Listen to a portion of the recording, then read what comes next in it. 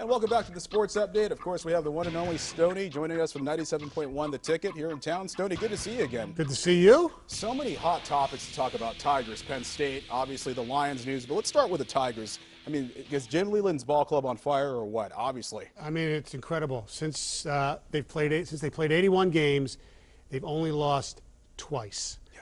And they're playing great baseball. And who would have thought that they'd take on the Angels and the White Sox and win 6 out of 7, and with only Verlander and Pfister each pitching just once. You know, Porcello did not look good earlier in the week. They still won that game. Turner looked awful. Obviously, the game they got blown out. But yet Porcello, a gem yesterday. Yeah. Turner does okay today, and they're playing. They're up a game and a half. Timely hits. A lot of these hitting with 2 outs. Yeah. Something that is incredible. And they're also doing stuff that was just the opposite earlier this season, where it used to be where they would get a run and the other team would get it right back. Now when the Tigers score, the other team doesn't score. It's vice versa. And Cabrera. I mean, you kidding? He is the best player in baseball. Absolutely, absolutely. And again, yeah, congratulations to Miguel Cabrera, of course, on his 300th career home run. But aside from that, okay, you know, we got the Tigers coming up this week. They have a 3-game series on the road. They're on the road for a while, and it's going to, you know, look, things are great right now, but it's baseball. I mean, things go in streaks. They got at Cleveland, at Toronto, and at Boston before they come home. That's not going to be easy. And they have a little predicament.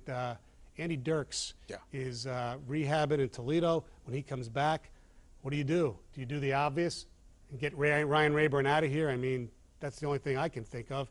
And the trading deadline's coming up soon. I still think, as good as Porcello pitched yesterday, you know, Turner, I still think they need another pitcher, and if they can get a second baseman, that would definitely help. You know, Stoney, there's always the hater saying, you know what, well, the Tigers are playing well now, but they're not going to make it down the stretch. What's your message to those people, Stoney? I think they're going to make it because they play in a horrible division. But, you know, just like I was patient when they were playing bad, I think we have to be patient the other way and just let it all play out. They have the best team in the division, and I do think they'll probably win it. You know, the other hot topic, of course, Joe Paterno's statue taken down at Penn State's campus today. Apparently, they're just going to keep it in the archives for now. Not sure where they're going to exactly put it. It's going to be with the Fab Five banners at Chrysler. I think it was the right thing to do because anytime you saw it, you would think of the incident, you know, the enabling, the cover-up of the Jerry Sandusky affair. So I think they made the right decision.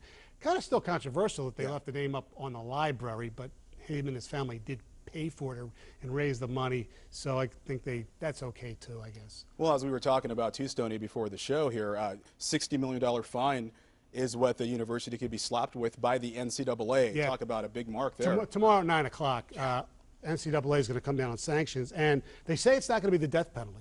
Could be worse. You got a $60 million fine possibly. There's rumors of severe scholarship loss. Bowl games, no bowl games for a while. And it's a tough question, Dave, because in the way the NCAA works, in this case and other cases, the people who are actually punished had nothing to do with the crime.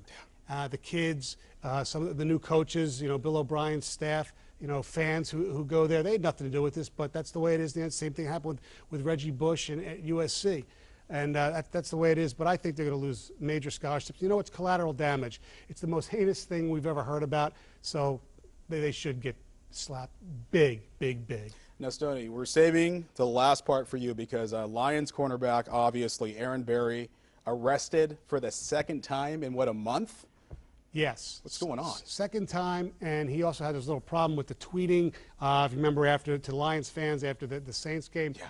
Aaron Berry is this week's Stonehead. Aaron Berry.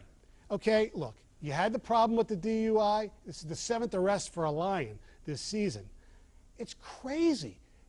You're supposed to go to a diversionary program, according to sources this week. What are you doing? Hire people. Brandishing a gun, 3 charges of simple assault. It's absurd. And I think the Detroit Lions have to make an example of Aaron Berry. Cut his butt. I know you'll say, well, Nick Fairley got in trouble twice.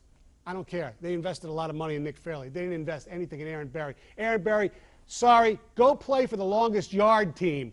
You are a Stonehead. You heard it. And talk about a huge, huge distraction with guys heading into training camp this week. I mean, what does Jim Schwartz tell his team? This is really bad news. They were supposed to, you know, take care of this when they were here for OTAs. He talked to everybody. and you're completely disregarding, you know, what the coaches and the management tell you, it's ridiculous. Stoney, as always, we appreciate the perspective. All right, we'll see you next and week. You can catch Stoney on 97.1 The Ticket, weekdays from 6 to 10 a.m. Stoney and Bill Show, be there.